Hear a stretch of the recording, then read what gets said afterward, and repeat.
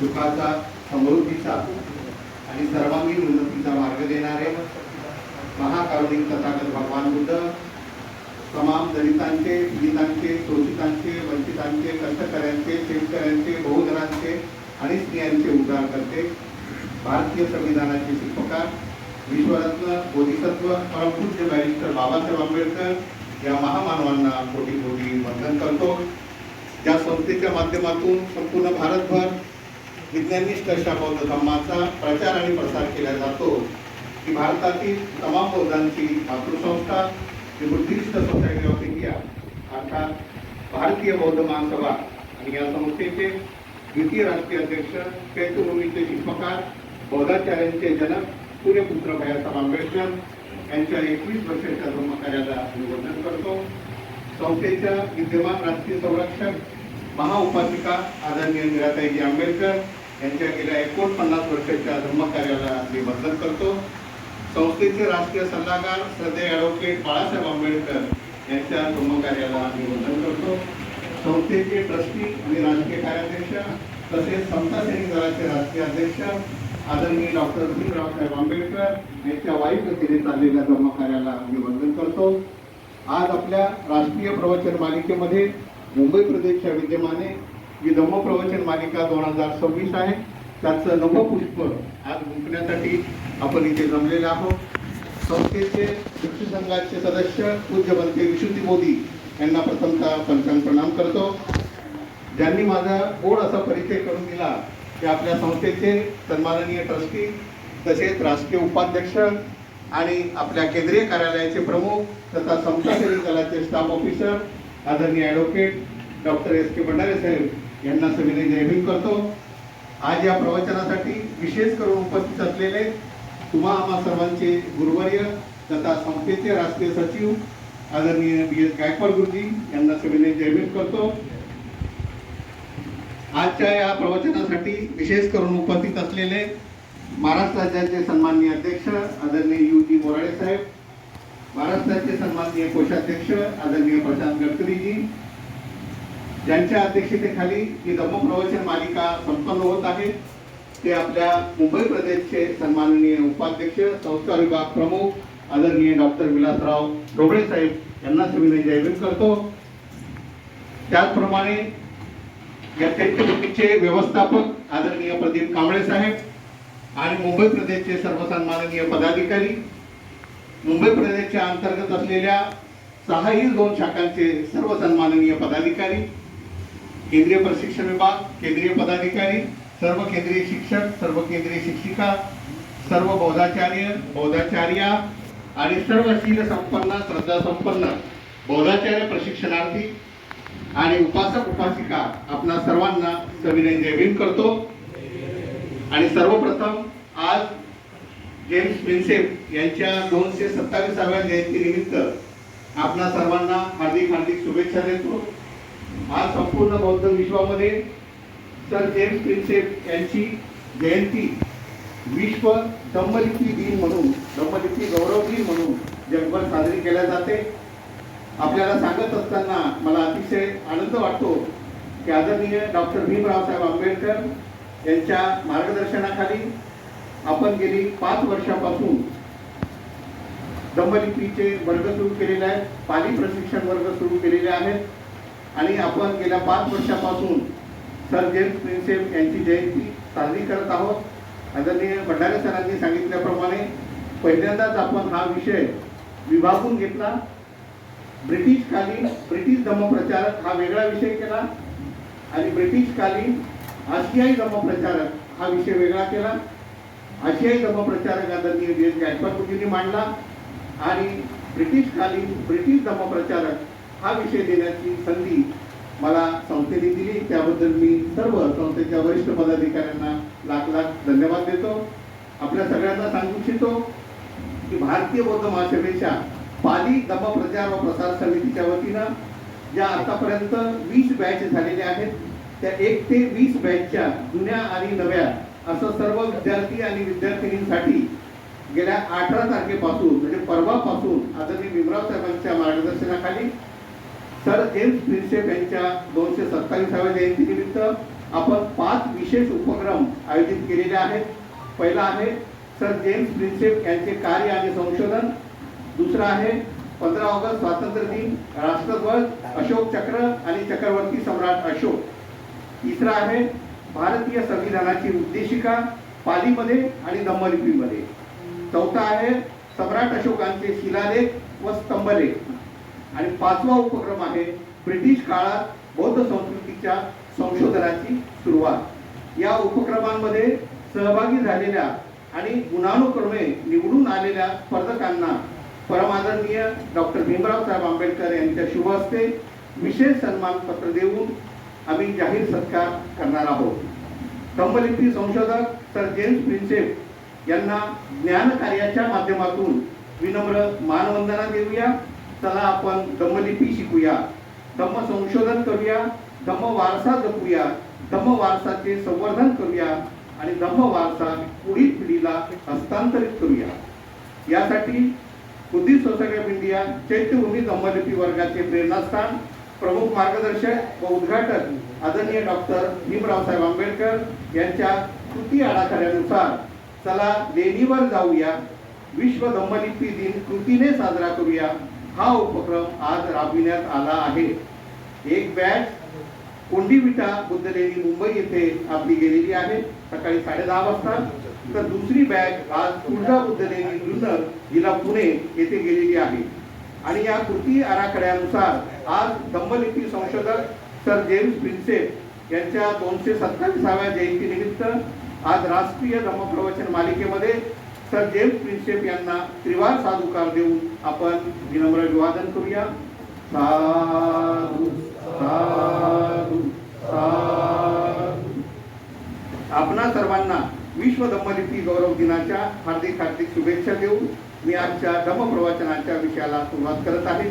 आजचा विषय आहे बौद्ध धम्माचे ब्रिटिश धम्मप्रचारक. विषयाला सुरुवात करण्यापूर्वी आपण लाख लाख धन्यवाद देऊया त्या महाधम्म प्रचारकाला ज्यांनी मुंबई येथील कानेरी, मंडपेश्वर, कोंडीविटा, महाड येथील गांधारपाली आणि कोल बुद्ध लेणी, कर्जत येथील कोंडाणे बुद्ध लेणी, कार्लेबाजे बुद्ध लेणी, त्रिरश्मी बुद्ध लेणी इत्यादी अनेक बुद्ध लेण्यांवर प्रत्यक्ष जाऊन जनमानसांमध्ये जागृती केली आहे. त्यांच्या चैतन्य, श्रद्धा वृद्धिंगत करून बुद्ध लेण्यांवर जाण्यासाठी प्रेरित केले आहे. लेणी संवर्धन समितीच्या सहकार्याने तिथं सूचना फलक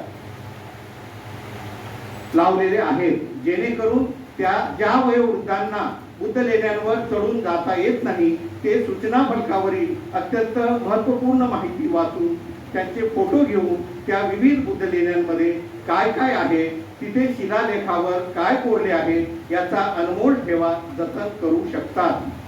अशा बोधिसत्व डॉक्टर बाबासाहेब आंबेडकरांच्या नातवाला म्हणजे डॉक्टर भीमराव साहेब आंबेडकर यांना त्रिवार साधुकार देऊन त्यांच्या या निष्पृह धम्मकार्याला कृतीशील सहकार्य करण्याचा आज आपण संकल्प करूया. बोला साधु साधु साधु. बौद्ध धम्माचे ब्रिटिश धम्मप्रचारक अनेक आहेत, परंतु 28 बुद्ध प्रवचनमाला याच्या अनुसरून 28 ब्रिटिश धम्मप्रचारकांची मी निवड केलेली आहे. पहिले आहेत जेम्स प्रिन्सेप. आपल्या सगळ्यांना कल्पना आहे की ब्रिटिश जेव्हा भारतामध्ये आले तेव्हा 1857 ते 1911 या कालखंडामध्ये त्यांचे हेडक्वार्टर कलकत्ता येथे होतं. नंतर 1911 ते 1947 पर्यंत त्यांचे हेडक्वार्टर दिल्लीला होतं. ईसापूर्व 6वी शताब्दी ते 8वी शताब्दी म्हणजे 1400 वर्ष या भारतामध्ये बौद्ध धर्म होता. नंतर 8वी शताब्दी ते 12वी शताब्दी पर्यंत फक्त हिमालयी प्रदेशामध्ये तो शिल्लक राहिलेला होता. तर या जेम्स प्रिन्सेपचा जो जन्म आहे तो 20/8/1799 रोजी झाला. आज त्यांना 227 वर्ष झालेले आहेत. आज त्यांची 227वी जयंती आहे. त्यांचं निधन 22 एप्रिल 1840 रोजी झालेलं आहे आणि हे ब्राह्मी लिपीचे भाषातज्ञ होते. तसेच सम्राट अशोकांच्या शिलालेखांचे वाचन करून अनुवाद करणारे प्रथम ब्रिटिश अधिकारी होते. त्यांनी 1838 साली कित्येक दशकानंतर अनेक वैज्ञानिकांनी अनेक प्रकारचे परिश्रम करून जो शिलालेखांचा अर्थ काढण्याचा प्रयत्न केला त्याचा त्यांनी अनुवाद केला. त्यांनी 1837 साली सर्वप्रथम अशोककालीन अभिलेख वाचण्यात सफलता प्राप्त केली. अशोक काळात अभिलेख कागदावर लिहित असत व शिलालेख हे दगडावर कोरले जात असत. दोन्हींचा उद्देश एकच असायचा. अशोकाचे शिलालेख प्राकृत भाषेमध्ये लिहिलेले होते तथा त्यांची जी लिपी होती ती ब्राह्मी आणि खरोष्टी लिपी होती. अभिलेख आणि शिक्के आणि नाण्यांवर प्रियदर्शी अर्थात सुंदर मुखाकृतीवाले राजा असे त्यांचे नाव कोरलेले होते. तर काही अभिलेखांवर राजा सम्राट अशोक असे लिहिलेले होते. या शिलालेखांचा प्रथम शोध 1750 मध्ये पेन्थलर या ब्रिटिश अधिकाऱ्याने लावला होता. परंतु त्या शिलालेखांचे प्रथम वाचन त्याचा अर्थ सन 1837 मध्ये सर जेम्स प्रिन्सेप या ब्रिटिश अधिकाऱ्यांनी केलेले आहे आणि म्हणून त्यांना पाली शोधाचे श्रेय या भारतीय पुरातत्वविद सर जेम्स प्रिन्सेप यांना दिले जाते. या जेम्स प्रिन्सेपनी पश्चिम बंगालच्या एशियाटिक सोसायटीच्या पहिल्या 7 अंकामध्ये पुरातत्विक संशोधनाचा तपशील 1838 साली प्रकाशित केलेला आहे. अशा प्रकारचं त्यांचं हे कार्य आहे. दुसरे आहेत major general sir Alexander Cunningham. हे ब्रिटिश सैन्याचे एक इंजिनियर होते. ते बंगाल इंजिनिअरिंग ग्रुपमध्ये होते. नंतर त्यांनी इतिहास व आर्किओलॉजी म्हणजे पुरातत्व विभाग या संबंधी भारतभर आवडीने काम केले. सन 1837 मध्ये त्यांनी वाराणसी म्हणजे काशीच्या जवळ जे बनारस जवळ जे सारनाथ आहे तेथे एक अत्यंत पवित्र असं श्राईन म्हणजे धार्मिक स्थळ आहे ते त्यांनी पहिल्यांदा शोधून काढलं आणि अतिशय काळजीपूर्वक त्याचे चित्रीकरण केले. जे काही स्ट्रक्चर होते, जे काही शिल्प तिथे त्यांना सापडली, ज्या काही मूर्ती सापडल्या ते नंतर 1850 साली त्यांनी त्याचं उत्खनन केलं. सांचीचे जे शिल्प आहेत ती भारतातील सर्वात जुनी वास्तू मानली जाते. सर अलेक्झांडर कनिंघम हे भारतातील आर्किओलॉजिकल सर्वे ऑफ इंडिया म्हणजे भारतीय पुरातत्व सर्वेक्षण विभागाचे पहिले डायरेक्टर म्हणजे संचालक होते. त्यांची कामानिमित्त गाठभेट आधी सर जेम्स प्रिन्सेप यांच्याशी झाली होती, जे ब्रिटिश न्यूमिस्मॅटिक्स म्हणजे मुद्राशास्त्रज्ञ होते. शिक्क्याबाबत ते शिक्काशास्त्रज्ञ होते, जे भारतातील एक विद्वान असे स्कॉलर होते. ज्यांनी भारतीय इतिहास व भारतातील नाणे व भारतातील सिक्के याबाबत आवडीने संशोधन केले होते. जेम्स प्रिन्सेप यांच्याकडून प्रेरणा घेऊन हे लॉर्ड कनिंघम यांनी काश्मीर आणि लडाखसह भारतभर बौद्ध इतिहास शोधून काढण्यासाठी सन 1854 साली आर्किटेक्चुरल म्हणजे वास्तुकला, शिल्पकला, स्थापत्यकला यांचा पुरेपूर उपयोग केला. लॉर्ड कनिंघम यांनी 1861 पासून भारतीय पुरातत्व सर्वेक्षण विभागाचे संचालक म्हणून कामकाज केले. ते 1865 पर्यंत इंडियन आर्किओलॉजिकल सर्वे हे बरखास्त होईपर्यंत संचालक म्हणून ते कार्य करीत होते. पुन्हा 1870 साली इंडियन आर्किओलॉजिकल सर्वेचे कार्य पुन्हा सुरू झाले. त्यानंतर त्यांनी पुन्हा संचालक पद स्वीकारून पुढील 15 वर्षे उत्तर भारतात अनेक जागी उत्खनन करून आर्किओलॉजिकल एक्सप्लोरेशन म्हणजे पुरातत्व शोध, पुरातत्व अन्वेषण हे त्यांनी शोधून काढले आणि त्यांनी 1871 साली दी एन्शियंट जिओग्राफी ऑफ इंडिया अर्थात प्राचीन भारताचा भूगोल हा ग्रंथ त्यांनी प्रकाशित केला. तो शोध ग्रंथ म्हणजे इसवी सन पूर्व 3ऱ्या शतकापासूनचे पहिले कलेक्शन ऑफ एडिक्ट्स ठरले अर्थात शिलालेखांचा संग्रह ठरलेला आहे, ज्यामध्ये सम्राट अशोकाचे शिलालेख, स्तूप, स्तंभ, विहारे यांचा उल्लेख आहे. सन 1885 साली सेवानिवृत्त झाल्यानंतर त्यांनी इंडियन न्यूमिस्मॅटिक्स अर्थात भारतीय मुद्राशास्त्र आणि भारतीय शिक्काशास्त्र या विषयावर पूर्णपणे लक्ष केंद्रित केले आणि या विषयावर त्यांनी 2 पुस्तके लिहिली. सन 1887 साली त्यांना इंग्लंडच्या राणीने सर लॉर्ड अलेक्झांडर कनिंघम या उपाधीने सन्मानित केले. ब्रिटिश सैन्यातला हा अशोक चक्रा समान सर्वोत्कृष्ट पुरस्कार आहे, सन्मान आहे, उपाधी आहे. जे राजासाठी किंवा राणीसाठी उत्कृष्ट सेवा देतात त्या सैनिकाला किंवा त्या सैनिक अधिकाऱ्याला हे नाईटहूड या रँकने म्हणजे या पदवीने उपाधीने ब्रिटिश राजे सन्मानित करत असत. हे सन्मानित व्यक्ती सर किंवा लॉर्ड किंवा नाईट हा शब्द वापरू शकतात, अन्य कोणीही नाही. जनरल कनिंघम यांनी खूप परिश्रम घेऊन सन 1862 ते 1884 पर्यंत भारतीय पुरातत्व अन्वेषणाचे विस्तृत विवरण 23 खंडामध्ये प्रकाशित केलेले आहे. तिसरे आहेत विलियम जोन्स, यांचा कालावधी आहे 1746 ते 1794. यांच्याद्वारा संस्थापित एशियाटिक सोसायटी ऑफ बंगाल तथा रॉयल एशियाटिक सोसायटी यांनी भारत, नेपाळ, श्रीलंका या देशांमधून प्राप्त दुर्लभ बौद्ध पांडुलिपी आहे याचा संग्रह केला तथा त्याचे संरक्षण केले. त्याचे इंग्रजीत रूपांतर सुद्धा केले. त्यानंतर कलकत्त्याच्या आशियाटिक सोसायटीने एशियाटिक रिसर्चेस म्हणजे आशियाई संशोधन या नावाची एक पुस्तकमाला सन 1788 मध्ये प्रकाशित केली आणि त्याचे 5 भाग सन 1797 पर्यंत प्रकाशित केले. सांस्कृतिक विषयासंबंधीची ही पुस्तकमाला इंग्लंडमध्ये सन 1836 पर्यंत नियमित रूपाने प्रकाशित होत होती. यानंतर चौथे आहेत जॉन विल्सन, सुप्रसिद्ध पाश्चात्य विद्वान होते. आपल्या memoir of the cave temple म्हणजे गुंफा आणि मंदिराच्या स्मृती या ग्रंथामध्ये त्यांनी स्पष्ट केले आहे की पंढरपूरचे विठ्ठल मंदिर हे वास्तविक बौद्ध मंदिर आहे असं त्यांनी स्पष्ट उल्लेख केलेला आहे. सन 1825 साली युरोपीय देशांमध्ये एशियाटिक जर्नल अर्थात आशियाई पत्रिकांमध्ये म्हणजे त्यावेळच्या मासिकांमध्ये भगवान बुद्धाचे चरित्र प्रथमच त्यांनी प्रकाशित करण्याचे महान कार्य केले आहे. त्यानंतर 5वे आहेत कॅप्टन जॉन स्मिथ. या ब्रिटिश सैन्याच्या अधिकाऱ्याने दिनांक 28 एप्रिल 1819 रोजी वाघोरा नदीच्या खोऱ्यात वाघाच्या शिकारीला गेले असताना अजिंठा लेण्याचा शोध लावला. तोपर्यंत अजिंठाच्या 30 लेण्या त्या विस्मृतीमध्ये गेलेल्या होत्या. या युनेस्कोने जागतिक वारसा स्थळ म्हणून घोषित केलेल्या अजिंठा लेण्या म्हणजे अद्भुत ऐतिहासिक ठेवा आहे. तो जगासमोर आणण्याचे महान कार्य कॅप्टन जॉन स्मिथ यांनी केले आहे. 6वे आहेत जेम्स फर्ग्युसन. या ब्रिटिश संशोधकाने सन 1843 साली अजिंठा लेणीवर शोध निबंध म्हणजे त्यांनी थेसिस लिहिला आणि सन 1855 साली अजिंठा लेणीतील ज्या चित्र आहेत त्यांच्या ट्रू कॉपी म्हणजे सत्य प्रती त्यांनी तयार केल्या आणि जगभर त्यांनी प्रसारित केल्या. 7वे आहेत लेफ्टनंट ब्रेट.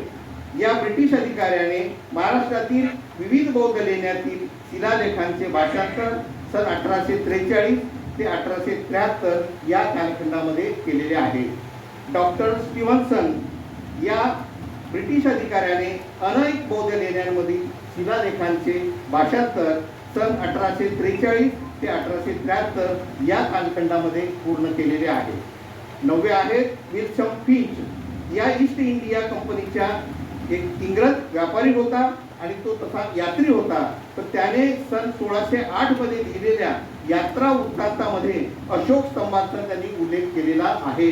त्याने अशोक स्तंभ पाहिला आहे आणि त्या अशोक स्तंभावर जो लेख आहे म्हणजे स्तंभ लेख आहे तो त्यांनी पाहिला आहे असे त्याच्या वर्णनामध्ये त्यांनी नोंदवून ठेवलेलं आहे.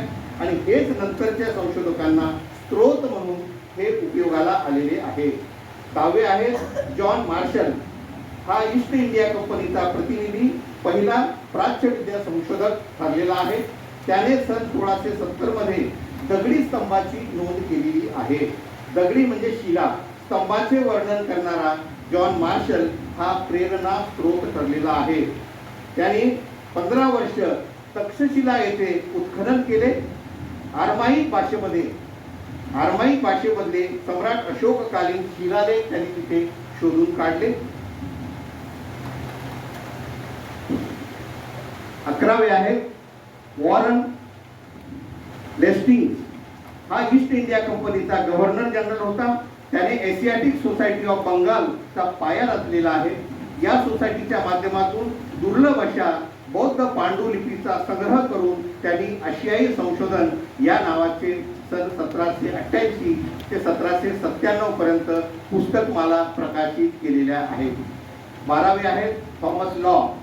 हे पुराण वस्तू अभ्यासक होते. त्यांनी सन 1770 मध्ये ब्रिटिश इंडिया कंपनी यामध्ये मुळकी अधिकारी होते, मुळकी म्हणजे रेव्हेन्यू ऑफिसर होते. त्यांनी 1783 मध्ये गयेचे कलेक्टर म्हणून जेव्हा प्रभार घेतला तेव्हा त्यांनी तिथे दगडी स्तंभाचा अभ्यास सुरू केला आणि शिलास्तंभाचा त्यांनी तिथे शोध घेतला. 13वे आहेत सर जॉन हॅरिंग्टन यांनी जुन्या गुंफांचा आणि लेण्यांचा शोध घेतला, शिलालेखांचा शोध घेतला. ते लेखक होते व ते संशोधक होते. त्यांनी अनेक विद्वानांसोबत चर्चा करून शिलालेखांवरील जी लिपी आहे ती तपासली आणि त्यांनी जाहीर केले की ही लिपी ब्राह्मी लिपी आहे. परंतु त्यावेळेला त्यांनी भारतीय पंडितांनी जे सांगितलेलं होतं की ही ब्राह्मी लिपी ब्रह्मदेवाने लिहिलेली आहे हे त्यांनी मान्य केले नाही.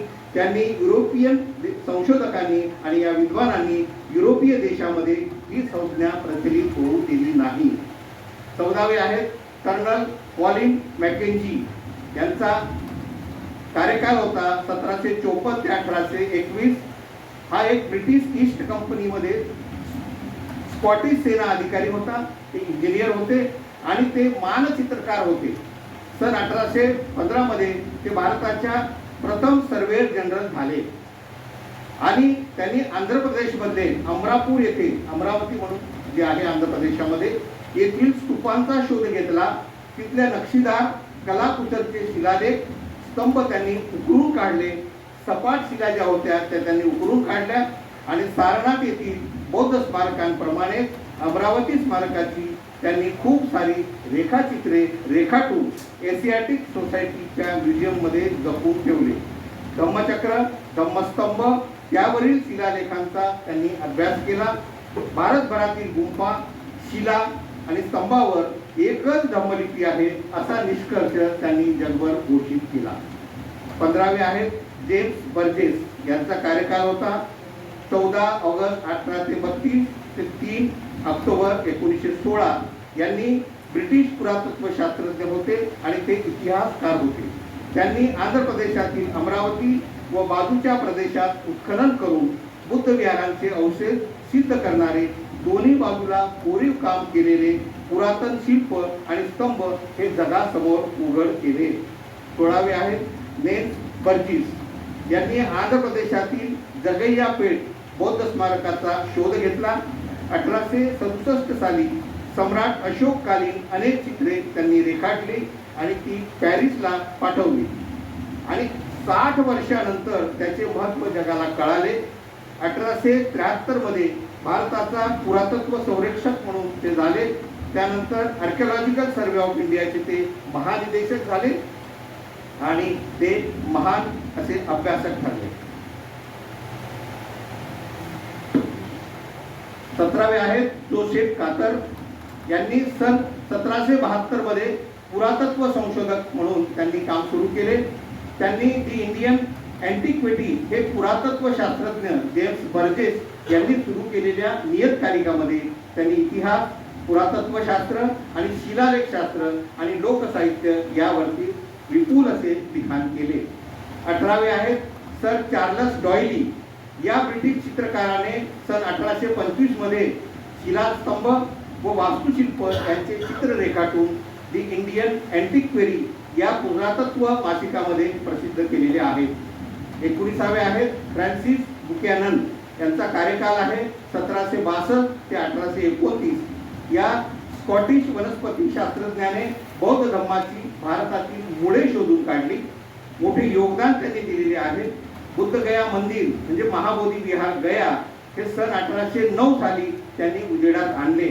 नंतर राजगिरीचा शोध बुकॅनन यांनी लावला, तेथील चित्रे काढली. प्राचीन बौद्ध विश्वविद्यापीठ नालंदाचा शोध त्यांनीच लावला. तो सन 1814 साली अचानक अजाणतेपणाने शोधत जात असताना त्यांना नालंदाचा सुगावा लागला आणि त्यांनी त्याचा अहवाल, त्याचा लेख, रेखाचित्र, नकाशे हे सर्वत्र प्रसिद्ध केले आणि प्रसारित केले. 20वे आहेत कर्नल हेनरी टेलर यांचा कार्यकाळ होता 1845 ते 1927. यांनी स्तूप आणि मूर्त्यांचे जाणीवपूर्वक विद्रूप केलेले जे चेहरे आहेत ते बघितले आणि त्यांनी मध्य प्रदेशातील सांची येथील स्तूपाचे सुंदर असे नक्षीदार, त्या कमानी, खांब आणि कठडे या देखाव्यांची शिल्पे यांची नोंद घेतली आणि नंतर ते पुरातत्व शास्त्रज्ञ म्हणून सुप्रसिद्ध झाले. 21वे होते अँड्रू स्टर्लिंग. हे कोलकाता येथील हत्ती बुद्ध गुंफेमधील शिलालेखांचा यांनी शोध लावला. सन 1818 साली धम्मलिपीमधील शिलालेखांची त्यांनी नोंद घेतली. भुवनेश्वरमधील भास्करेश्वर येथील प्रचंड पाषाण स्तंभ व उत्खननात मिळाले सिंहस्तंभ त्यांनी 1819 मध्ये नोंदवलेले आहेत. 22वे आहे मरकम किट्टो. हे नेटिव्ह इन्फंट्रीचे लेफ्टनंट होते. हे कटक येथील दौस्तीचा शिलालेख या सर जेम्स प्रिन्सेपच्या शिष्याने, हे जेम्स प्रिन्सेपचे शिष्य होते, याने त्या उजेडात आणलेला आहे. त्याने दक्षिण बिहारमधील अनेक बुद्ध स्थळे शोधलेली आहेत. राजगीरमधील चीनी यात्री पैयांच्या वर्णनातील अनेक बुद्ध स्थळे त्यांनी शोधून काढली. स्थानिक लोकांचे वैरभाव, स्थानिक लोकांचा द्वेष, स्थानिक लोकांची असूया, स्थानिक लोकांची घृणा, रस्ते चुकवणे, चुकीचा रस्ता सांगणे आणि प्रवेश नाकारणे आणि धन आणि खजिना नेतात असा अपप्रचार करणे, असे सगळे गैरसमज त्यांनी सहन केले, त्रास सहन केले. आणि किट्टो यांनी 1847 ते 1848 यामध्ये ते विहार महाविहार त्यांनी साफ केलं, माती काढली, दगडी कुंपण उघडे केले आणि जे शिल्प होते ते शिल्प त्यांनी रेखाटले. गयेतील बराबर टेकड्या ज्या आहेत, बुद्ध लेण्या आहेत तिथे, या बराबर बुद्ध लेण्यांमध्ये, या टेकड्यांमध्ये व नागार्जुन टेकड्यांमधील गुंफांचा त्यांनी अभ्यास केला आणि 4 शिलालेख, सम्राट अशोककालीन 4 शिलालेख त्यांनी शोधून काढले. त्यानंतर 23वे आहेत कॅप्टन जॉन्सन. यांनी 1822 मध्ये सांची स्तूप वरून खालपर्यंत खोदला होता. त्याने 1851 साली सांची स्तूपाचे नकाशे रेखाटणे, त्याचे चित्र काढणे, त्याचे विश्लेषण करणे, शिलालेख यांची माहिती जगासमोर उजागर केली. त्यातील शिलालेखांवर कोरलेली दानदात्यांची नावे त्यांनी जाहीर केली. अनेक बुद्धमूर्ती आढळण्याचे त्यांनी नोंदवले. सांची, सारनाथ, कौशंबी येथील राजमुद्रा, सिंहमुद्रा, शिलालेख त्यांनी उजेडात आणले. विदिशा येथील बुद्ध लेणीचे उत्खनन त्यांनी केले. भारमूत स्तूप जे आहे तिथे सन 1874 मध्ये हा त्यांनी शोधून काढलेला आहे. हे सगळे मातीखाली दबलेले होते. नालंदा विद्यापीठाचे पुन्हा उत्खनन आणि संशोधन त्यांनी सुरू केले. 1864 साली त्यांनी संकिशा येथे उत्खनन सुरू केले. कौशंबी येथे त्यांनी शिलालेख शोधून काढले. 1865 ते 1866 मध्ये तक्षशिलाचे संशोधनपर उत्खनन केले. 4 वर्षे लेखन करून त्यांनी 1865 मध्ये the ancient geography of India, the Buddhist period, म्हणजे हे ऐतिहासिक अशा प्रकारचं त्यांनी पुस्तक लिहिलेलं आहे. 24वे आहेत आर्चिबाल्ड कॅम्पबेल कार्लाइल. यांचा कार्यकाल होता 1831 ते 1897. हे पुरातत्व शास्त्रज्ञ होते.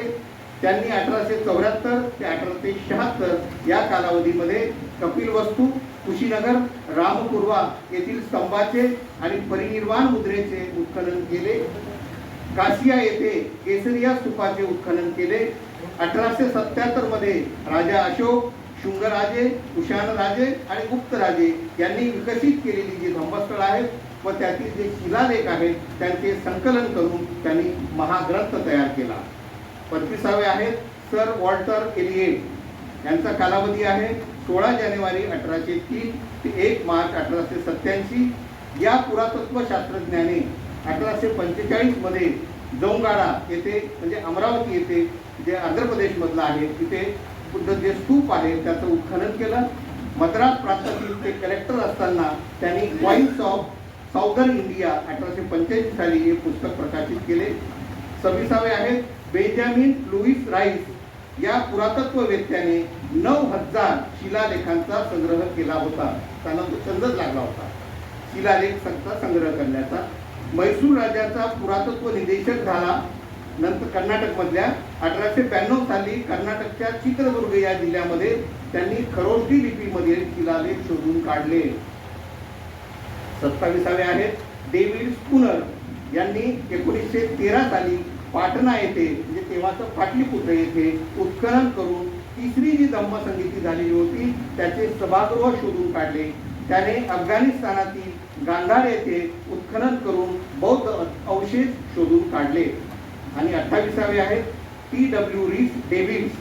यांनी 1843 ते 1922 या कालखंडामध्ये पाली ग्रंथाचे रोमन लिपीमध्ये अनुवाद करून मॅन्युअल ऑफ बुद्धिस्ट हे 1878 साली हा पहिला ग्रंथ त्यांनी प्रकाशित केला, manual of Buddhism.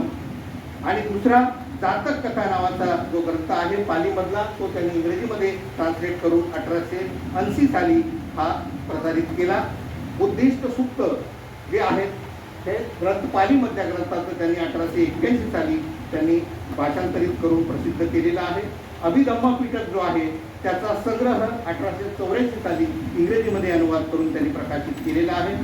Vinaya Pitaka text, Vinay पिटकाचा जो ग्रंथ आहे पालीमधला, त्याचं त्यांनी 1885 साली इंग्रजीमध्ये अनुवाद करून ते प्रकाशित केलेला आहे. पाली इंग्रजी जो शब्दकोश आहे, डिक्शनरी आहे, पालीचं इंग्रजीमध्ये त्यांनी ट्रान्सलेशन केलं. तो ग्रंथ 1886 साली त्यांनी प्रकाशित केला. त्यानंतर बुद्धिझम हिस्ट्री अँड लिटरेचर हा जो ग्रंथ आहे तो त्यांनी इंग्रजीमध्ये भाषांतरित केला. 1896 ऐतिहासिक असा ग्रंथ आहे, 1896 ला प्रकाशित केला. बुद्धिस्ट इंडिया 1903 ला, बुद्धिस्ट इंडिया म्हणजे भारत हा बौद्ध देश होता, हे त्यांनी या ग्रंथाच्या माध्यमातून बुद्धिस्ट इंडिया नावाचा ग्रंथ त्यांनी 1903 ला प्रकाशित केला. आणि दीर्घ निकाय हा जो ग्रंथ आहे तो इंग्रजीमध्ये त्यांनी 1889 ला प्रकाशित केला. डायलॉग ऑफ दी बुद्धा म्हणजे बुद्धांचं प्रवचन जे डायरेक्ट आहे, त्यांची जे सूक्त आहेत ते त्यांनी 1929 ला हा ग्रंथ प्रकाशित केला. नंतर मिलिंद पन्नो म्हणजे मिलिंद प्रश्न हा जो ग्रंथ आहे, हा ग्रंथ त्यांनी 1890 ला इंग्रजीमध्ये भाषांतरित करून त्यांनी प्रकाशित केलेला आहे. अशा प्रकारे अनेक महत्त्वपूर्ण ग्रंथांचा त्यांनी अनुवाद करून लंडन येथे स्थापित केलेल्या पाली टेक्स्ट सोसायटी या संस्थेच्या माध्यमातून त्यांनी प्रकाशित केलेले आहेत. असे अनेक ब्रिटिश अधिकारी, सैन्य अधिकारी आणि शास्त्रज्ञ होते ज्यांनी तथागत भगवान बुद्धांचा या मनुवाद्यांनी लोप पावलेला किंवा जमिनीच्या खाली गाडून टाकलेला जो बौद्ध धर्म होता तो त्यांनी उत्खननाच्या माध्यमातून समोर आणला. आणि जे काही शिलालेख होते, जे काही गुहालेख होते, जे काही स्तंभलेख होते ते वाचण्याचं सुद्धा, लिपीचं सुद्धा शोध धम्मलिपीचा याच शास्त्रज्ञांनी लावलेला आहे. म्हणून आपल्या बौद्ध धर्मासाठी या सर्व ब्रिटिश अधिकाऱ्यांचं आणि या सर्व शास्त्रज्ञांचे आपण सर्वजण ऋणी आहोत. त्यांना लाख लाख धन्यवाद देऊया. आपणा सर्वांनी आपण शांततेने हा विषय ग्रहण केलेला आहे, त्याबद्दल मी सर्वांचे मनापासून आभार मानतो. विशेष करून मुंबई प्रदेशला लाख लाख धन्यवाद देतो. आदरणीय भंडारे साहेब, आदरणीय देश गायकवाड गुरुजी आणि सर्वच वरिष्ठांना मी लाख लाख धन्यवाद देतो. आपण सर्वांना हार्दिक हार्दिक शुभेच्छा देतो. हा गहन विषय किंवा रूप असा विषय जरी असला तरी आपल्यासाठी हा अत्यंत महत्त्वाचा आहे. म्हणून माझी आपल्या सगळ्यांना विनंती आहे की आपण सर्वांनी हा बौद्धाचार्याचा वर्ग करत असताना, आपला जो काही धम्मलिपीचा अभ्यास करत असताना आपण या धम्मलिपीच्या वर्गाला सुद्धा जॉईन व्हावं, पाली अभ्यासक्रमाला सुद्धा जॉईन व्हावं, अशा प्रकारची आपल्या सगळ्यांना विनंती करतो. आदरणीय प्रसिद्ध सम्राट यांनाही धन्यवाद देतो की ते आज विशेष करून या आपल्या प्रवचनाला उपस्थित झालेले आहेत. सर्वांच्या प्रति मंगल व कामना व्यक्त करून इथेच थांबतो. नमो बुद्धाय. जय चक्रवर्ती सम्राट अशोक. जय संविधान. जय भीम.